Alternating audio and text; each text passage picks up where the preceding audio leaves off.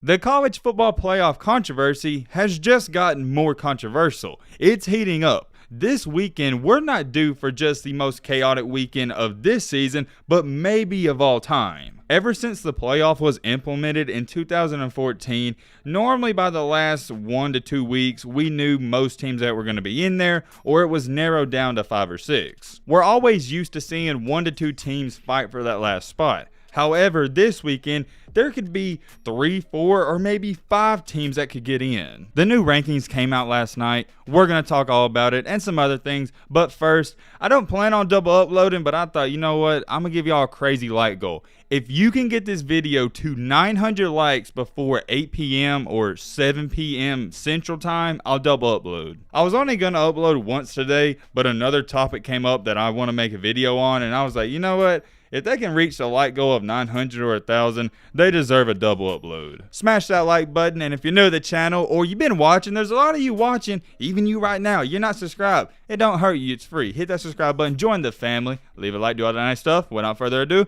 let's get into it. Let's go over the basic stuff first. The new rankings came out at 1, Georgia. We got Michigan, Bama, Cincinnati, Oklahoma State, Notre Dame, Ohio State, Ole Miss, Baylor, and Oregon. That's the top 10. Anyone with a working brain and somewhat of a decent IQ knew that was going to be the top 4. If you think Bama's going to drop below Cincinnati after barely beating Auburn, you're out of your mind. For example, you got this person on Twitter saying, still trying to figure out why Alabama is still in the top 4 in the college football playoff rankings, and then they put bias as their picture. You got a bunch of people saying Bama shouldn't be 3, they should have fell to 4, 5, 6, you get the point. I'm going to offer you this. I simply don't understand your reasoning behind wanting Alabama to fall or thinking they should. Look, I understand it 100%. Alabama is arguably one of the most hated teams in college football. They've been dominating for 12 to 13 years. People want to see them fall off. So anytime there's a smidgen of an open opportunity to knock Alabama, that's what everyone's going to do. But right here, what I'm about to get into is where people are holding a double standard and they're hypocrites, and it's really ironic. Remember only a few weeks ago when Cincinnati beat Navy, a terrible Navy team, 27-20? They followed that up by only beating Tulsa, who's terrible, 28-20. Right there, we have an example of them only winning a game by 1 score, 7 and 8 points. And those teams were flat out pitiful. At the time, Navy was 1-6 and Tulsa was 3-6. And you know what I find funny is at the time y'all were trying to say, yo, a win's a win. It doesn't matter if you win by 1 point or 100 points. You got to give a win credit. You see what I'm saying? A bunch of you are being hypocrites. When Cincinnati barely wins and people try to say, yo, they should have won by more, everyone's like, yo, you still got to give them credit. A win's a win. On the flip side, when there's a double standard, when Alabama barely beats a decent Auburn team on the road in a hostile environment, it's,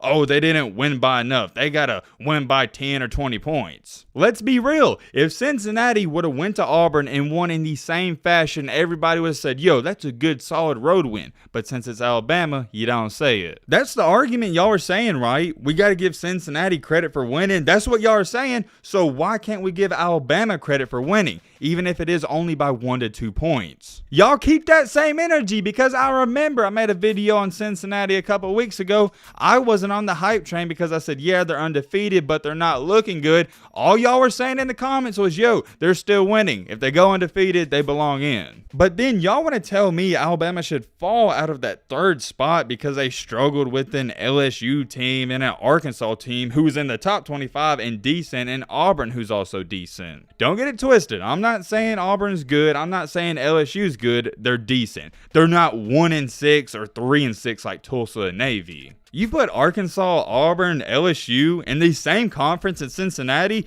they'd be 11-1 or 12-0. You can't change my mind. It seems and appears to me people are losing respect for the SEC, which blows my mind. Winning a road game in the SEC, unless it's Vanderbilt, because that's really a home game, is impressive. I don't care who you play. That's all I'm saying on that. Stop the nonsense with, oh, Alabama's only barely winning. But it's okay when Cincinnati's barely winning. Keep that same energy. Rounding out the top 4, continuing on, Cincinnati, Michigan, it's obvious. If they win, they're in. If they lose, they're not getting in. Now we get into the juiciest stuff, which is more intriguing to me and what I'm going to pay attention to Saturday. You got Oklahoma State, who is a real threat to make the playoff, Notre Dame, who doesn't play but could somehow maybe slip in, Ohio State, Ole Miss. With Baylor being at 9, I don't care how bad they beat Oklahoma State. If they do, they're not getting in. You can scratch that out. Another thing I found interesting, I've been thinking over the past couple of weeks, what if Ole Miss wouldn't have lost to Auburn? They'd only have one loss against Alabama. You could have possibly seen Georgia, Alabama, and Ole Miss get into the playoff. That would have been, I don't even know, that would have been unreal. Let's look at a real and chaotic possibility where so many teams could get in. I said chaotic, I don't even think it's that crazy. It could happen. Let's say Alabama, Michigan, and either A, Cincinnati, or B, Oklahoma State lose. All the other teams, Notre Dame, Ohio State, Ole Miss, they're not playing. Baylor, they're too far down. If Cincinnati loses, that bumps them out automatically, and if Michigan does, that bumps them out. But what if Alabama only loses by a field goal? Could they somehow sneak in? You'd have Georgia, Oklahoma State, and 2 open spots. And another reason I see Alabama getting in is because I don't see the committee wanting to put Notre Dame in, considering they've looked terrible every time they have. And Ohio State, they're not playing, so they don't get to improve their resume. And the last time the committee saw them was in a loss. But then there's more chaos, because if Baylor does beat Oklahoma State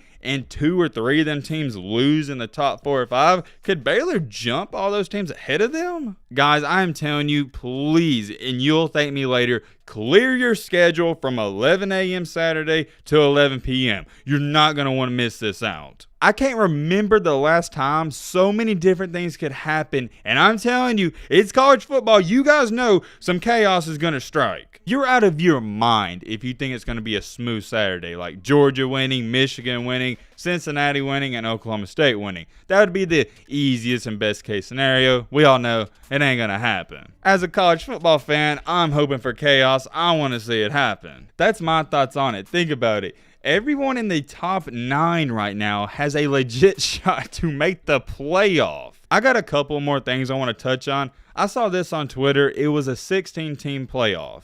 I'm going to show you the pictures right now, and just thinking about that made me excited. We need an 8 to 12 team playoff. 16 is too much, but 8 or 12, that's perfect. Think about it. If we had an 8-team playoff, you'd have Georgia against Ole Miss, Michigan, Ohio State, Alabama, Notre Dame, and Cincinnati, Oklahoma State. That'd be so entertaining. Revenue would be through the roof. College football fans would be entertained. I mean, heck, we're entertained right now with all the drama going on. I couldn't imagine an 8 or 12 team playoff. We need a playoff. It doesn't have to be 12 teams, but come on now, 8, that's doable. 2 more things before we end this video off. It's kind of unrelated. I thought was cool. Oregon has new cleats for their Pac-12 championship, and if you're a sneakerhead, these are amazing. These are kind of like foam posits if you play basketball. Look at these cleats. I want these, and I don't even play football. I want to put them up in a case. Those cleats are insane. I wanted to share that with you. I thought you might like it. And last things last,